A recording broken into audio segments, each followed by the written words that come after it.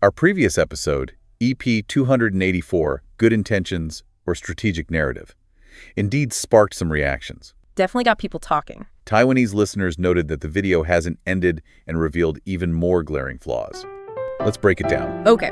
We noticed several themes in the video seem to echo certain, let's say, official narratives. So what we want to do is walk you through these points. We'll look at the claim for the video, then bring in some context, different perspectives from the research we did. Just to give you, the listener, a broader view, more tools to see the different layers, you know? Sounds good. Where should we start? Let's jump into that first point that really stood out. It's this idea of China's policy speed versus democratic debate. Ah, yes. The claim being made, essentially, was that China just gets things done. Yeah. Fast. Right. Policies implemented immediately, no arguments, portrayed as super efficient compared to, the sometimes messy look of democracies like Taiwan or the U.S. And, well, on the surface, you see these huge infrastructure projects. Like the high-speed rail, right. Thousands of kilometers built pretty quickly. Exactly. That speed is undeniable for certain things. But the information we looked at suggests that speed comes with, trade-offs. Big ones. Like what? Well, high-pressure tactics, for one, and really strict media control. We even saw mentions of, weekly directives from propaganda departments telling media how to frame the news. Weekly directives? Wow, that's pretty direct message control. It is. And then there's the suppression of dissent. Protests get shut down fast. Environmental concerns might get pushed aside if they slow things down. So the efficiency is partly achieved by just not allowing challenges. That seems to be a big part of it. One analysis used this analogy that really stuck with me. It's like a teacher who blazes through a lesson because students aren't allowed to ask questions or talk. Did they actually learn anything or just sit there? Exactly. Did they really absorb it? Did it connect? That makes a lot of sense. And it flips the perspective, right? Yeah. Why do places like Taiwan or the U.S. have all that debate? Well, the research suggests it's precisely because the system tries to reflect public opinion, to make sure policies actually serve the public interest through discussion, through compromise. It might look messy, but maybe it leads to more stable, accepted policies in the long run. Taiwan's early pandemic response was often cited as effective because of that public trust built through transparency. That's the argument. The democratic chaos can actually be healthy participation. It allows for accountability, for correcting mistakes. Unchecked power might be fast, but can also make huge errors that are hard to fix later. And didn't you mention costs, like financial costs? Yeah, that policy speed, especially with infrastructure, has been linked to really high debt risks. That estimate for local government debt in China, around 90 trillion RMB back in 2024. That's a huge feature often left out of the look how fast we build story. Okay, so a much more complex picture than just fast is good, slow is bad. Let's move to another point that seemed quite striking. The way military actions around Taiwan were portrayed. Right. The video apparently depicted Chinese military presence, the exercises near Taiwan, as sort of normal, like navigating in internal waters. And presented it as, what was the phrase? Not attacking you, showing goodwill. Yeah. Which, again, if you just hear that in isolation, you might think, okay, they're not shooting, so it's fine. But the international reporting, AP, Reuters, GVC, CNN, they tell a very different story. They consistently document Chinese planes and ships entering Taiwan's Air Defense Identification Zone, the ADIZ. And crossing the median line in the Taiwan Strait more often too, right? That unofficial boundary. Exactly. And crucially, how do international observers see this? Not as goodwill, I gather. Definitely not. It's widely termed gray zone tactics. It's seen as a deliberate strategy to put constant pressure on Taiwan, short of actual war, trying to wear down defenses mentally and physically. To sort of create this feeling that unification is inevitable. That seems to be the strategic goal, yes. It's understood as intimidation, not a friendly wave. And countries are reacting too, like the US, UK, Canada, Australia sending their own ships through the strait. Right. That's not just a casual sail-by. It's a signal that they see China's actions as challenging free navigation and regional security. So the big contradiction is calling military pressure and incursions peace or goodwill. It just doesn't line up with the international consensus or strategic analysis. Mm-hmm. And importantly, what about people in Taiwan? Did the research look at that? Yeah. Polling data consistently shows huge majorities, like over 70%, view these military actions as a threat, not as peace. The perspective on the ground is pretty clear. The lived experience versus the spin. Okay, let's shift gears. Point 3. This idea that China is advanced, using examples like pretty toilets and buildings. Yes, the pretty toilets became a bit of a meme, didn't they? They did, and implying this shows China is somehow better, while Taiwan, and specifically the current DPP government, are not. Well, look, China has poured massive investment into infrastructure. Shanghai's skyline, smart cities.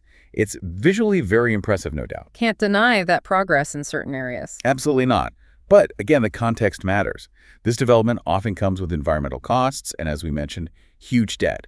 It's not just shiny buildings. There's a balance sheet. And the comparison itself.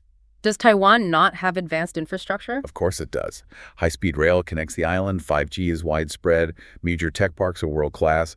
Taiwan ranks highly in global livability indexes. And the tech sector, semiconductors. Hugely significant, holding something like 60% of the global semiconductor market share around 2024. That's serious technological and economic clout that goes way beyond, well, nice bathrooms. And the criticism specifically aimed at the DPP government, did that seem politically motivated? The analyses suggest it did, yeah. It seemed to fit narratives critical of Taiwan's current political direction, often without concrete evidence for a broad claim that Taiwan is somehow failing or falling behind China overall. Makes you wonder about the agenda behind the comparison. Exactly. And then there's the quality of life dimension. Taiwan ranks well in things like healthcare. That universal system gets a lot of praise internationally. And freedom, right. Freedom of speech, assembly, those things don't show up in pictures of skyscrapers. Precisely. A fancy building doesn't mean you can freely criticize the government or access uncensored information. Which actually leads us nicely to the next point. The freedom of speech comparison, using songs about historical figures. Yeah, this was framed in a peculiar way. The claim was something like, you can sing songs praising Sun Yat-sen in China, but you get slammed in Taiwan for singing about Mao Zedong, implying China is more tolerant. Okay. Again, seems simple on the surface. But it misses the crucial difference. Sun Yat-sen is a figure used by both sides historically, less controversial maybe. But the key thing in China is all political expression, even praise, is basically subject to state approval. The propaganda department has the final say. And criticizing current leaders? Absolutely forbidden. It's by the state. It's not about social disapproval. It's about potential legal consequences or censorship. Whereas in Taiwan, criticizing Mao. It's normal democratic discourse. You might get heavy criticism from fellow citizens, absolutely, given the history and the ongoing threat perception from the CCP. But that's social reaction, not the government shutting you down. It's legal, even if unpopular with many. Exactly. Free speech is legally protected, and Taiwan ranks highly for it. The sensitivity around Mao comes from real historical trauma and current political reality, not a lack of legal freedom. Plus, there's the whole Great Firewall situation in China, right? Restricting internet access. A massive difference. In Taiwan, you can research and discuss Mao, Sun Yat-sen, anyone, freely online, without state censorship blocking websites. Okay, that context changes the comparison completely. Were there other sort of related points or omissions highlighted? Yeah, a couple. Like the idea that VPN use in China shows internet freedom. How so? Well, the research points out that using VPNs to get around the Great Firewall is often technically illegal. People use them because there's a lack of freedom to access blocked information. It's dodging censorship, not a feature of an open system. Right, it's a workaround, not a sign of openness. What about multi-party cooperation? Sometimes you see in non-CCP figures. The point made was that these are largely advisory bodies. They don't have real power to challenge the CCP. They can't win elections and take over. It's cooperation in name, perhaps, but not genuine political competition. More appearance than substance. That's the assessment. And maybe the biggest thing was what was left out of the video's portrayal entirely. What was missing? Major, widely reported issues like the situation in Xinjiang, the crackdown on human rights lawyers, the erosion of freedoms in Hong Kong. These critical aspects were apparently just absent. Creating that impression of just peace and harmony. Which, as the analyses argue, is a very selective, incomplete picture. It ignores huge documented realities. So following this pattern, one might expect claims like China's economy being just better or society being more harmonious. Did the research address those angles? Briefly, yes. On the economy, China's total GDP is massive, second globally. But per capita GDP, average wealth per person. Lower than Taiwan's, right? Significantly lower. Around 13,000 USD versus 35,000 USD for Taiwan in 2024 estimates. So better is very debatable, depending on how you measure it. For the average individual, Taiwan is considerably wealthier. That's a big difference masked by overall size and harmony. Well, the appearance of harmony in China is often linked to intense surveillance, think Skynet, and swift suppression of dissent. Taiwan's stability, arguably, comes from democratic channels. Legal protests, debate, elections. It might be noisier, but it's based on participation, not just control. So fundamentally different ways of achieving order with very different implications for citizens. Exactly. Those underlying system differences are key. Which brings us back to the main question. Why does this claim of showing the real China seem, well, full of holes when you examine it? The analyses we reviewed really converge on the idea that it's selective storytelling. Showing the good bits, hiding the tough parts. Pretty much. Highlighting the infrastructure, the speed, but omitting the human rights context, the debt, the censorship, the lack of real political choice. And connecting shiny buildings with a superior system. That's seen as a common propaganda technique. Focus on the tangible wins to imply the whole system is superior, while ignoring the intangible costs or freedoms lost. And the arguments may just line up very closely with official narratives. Like downplaying military threats, criticizing the DPP? Yes. Which suggests potential influence, whether direct guidance or self-censorship. We even saw mentions of Chinese diplomatic accounts promoting the stream. And what about Holger Chen himself? His background? The research noted his apparent shift. He previously protested against perceived pro-China media in Taiwan. Now he seemed to be praising aspects of the mainland. That inconsistency raises questions for observers. About motivations, commercial, political. It leads people to speculate, yes. And it also touches on that confusion between hating China, the place or people, and opposing the CCP, the ruling party. Most Taiwanese polls show people distinguish these, opposing the party's actions while not necessarily being hostile to Chinese people. Blurring that line can undermine credibility. So putting it all together, the real China claim. The research suggests it falls short.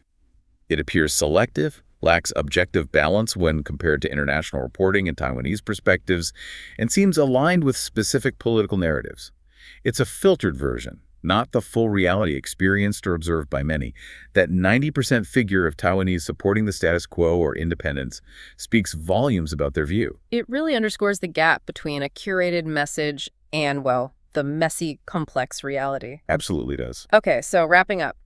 We've looked at these claims, efficiency, peace, infrastructure, freedom, and seen how bringing in more context reveals contradictions and missing pieces. Yeah, the main takeaway from the material we looked at is that this portrayal seems like a carefully chosen narrative, leaving out critical context and realities that international observers and people in Taiwan themselves see quite clearly. And really, the point for you, listening, isn't for us to tell you what to think. It's more about giving you tools, encouraging you to look critically at information, especially when it feels very polished or one-sided. Right.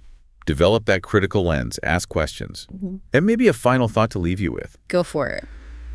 When anyone, a government, a media figure, anyone claims they're showing you the real picture of something, ask yourself, what might they be choosing not to show you?